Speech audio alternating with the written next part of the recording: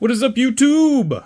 Before I get into the video, let me remind you, if you like my content, hit that like and subscribe button. And also, if you feel the need to support me, hit me up on my Patreon, which will be in the link in the description below. Today we're not looking at a new deck.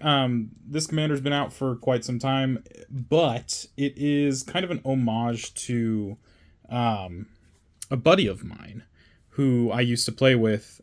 He played this deck in the precon form, and I was always fascinated with the commander, but I never built it because he owned the precon, and I assumed at some point in time he was going to upgrade it, and then we just never played again. So here's my iteration, or what I would have done with it. Yeah, so let's jump in. We have Saheeli the Gifted, 2 a blue and a red for a planeswalker that starts with 4 loyalty. For +1 loyalty, you can create a 1/1 colorless servo artifact creature token. For +1 loyalty, you can have the next spell you cast this turn cost 1 less to cast for each artifact you control as you cast it. And -7 for each artifact you control, create a token that is a copy of it. Those tokens gain haste. Exile those tokens at the beginning of the next end step. So let's take a look in here. We have 3 planeswalkers, starting with Daretti Scrap Savant, Saheeli Filigree Master, and Saheeli Sublime Artificer. Next up is creatures, which there are a bunch. We're going to have the Ancient Stone Idol, Broodclad Telcor Engineer, Chief of the Foundry, Darksteel Juggernaut, Duplicant, Emry Lurker of the Loch, Enthusiastic Mechanaut, sorry about that, Ethereum Sculptor, Foundry Inspector, Inkwell Leviathan, Joyra Weatherlight Captain, Loyal Apprentice, Mirror Battlesphere, Padim Consul of Innovation, Psy Master Thopterist, Sharding Sphinx, Solemn Simulacrum, Soul of New Phyrexia, Steel Hellkite, Thopter Assembly, Thopter Engineer, Thoughtmonder, Whirler Rogue, and Wormcoil Engine. Okay, next up is going to be instants. We have Chaos Warp, Counterspell, Desynchronization, Disruption Protocol, Magma Quake, Stoic Rebuttal, and Thirst for Knowledge. Next up is sorceries. We have Blasphemous Act, Finale of Revelation, One with the Machine, Reverse Engineer, Saheeli's Artistry, Saheeli's Directive, and Vandal Blast. Next up is artifacts.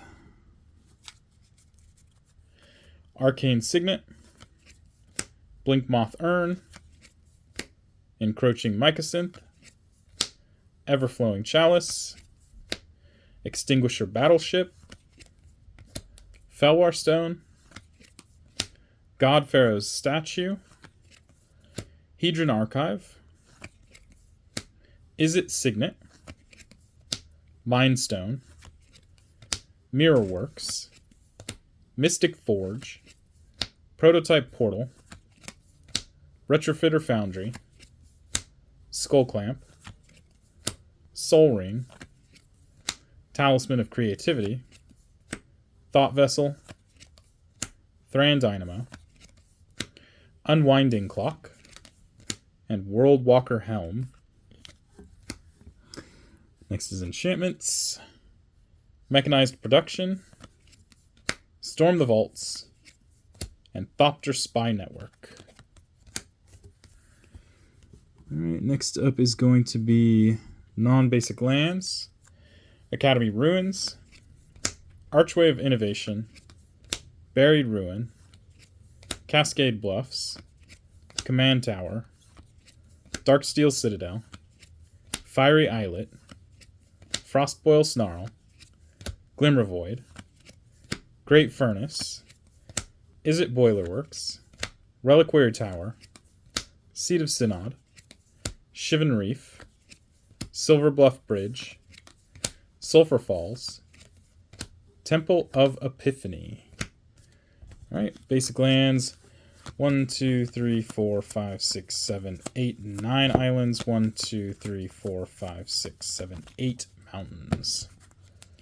So that's the Saheeli the Gifted, the Saheeli Planeswalker that you can actually use as your commander. Again, this was an inspiration off of a friend of mine who also used to play the precon of this.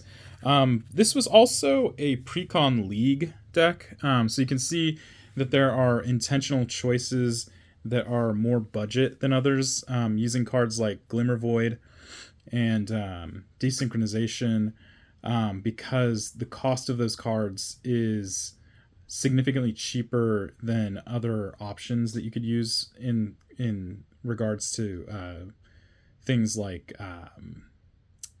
Steam Vents, or I think it's Thunderfall something or other. Thundering Falls, maybe the Surveil land, or like Cyclonic Rift, stuff like that. You'll also notice that there's no Blightsteel Colossus or Darksteel Colossus in here. Again, because while doing this precon league, our budget was $5 a month, and unless I saved up the budget for a really long time and just didn't put any upgrades in here, that I would never be able to add those cards. But we did manage to, because Wormcoil Engine has dropped significantly in price, I did manage to add a Wormcoil Engine in here. I believe it was $7 on the day that I added it. So very interesting, fun mechanic with this. The +1 that allows you to discount your cards is really interesting to play around with. I've had some really explosive turns with that, but I also have had some pretty dud turns with it as well. So it's a double-edged sword. Still fun mechanic.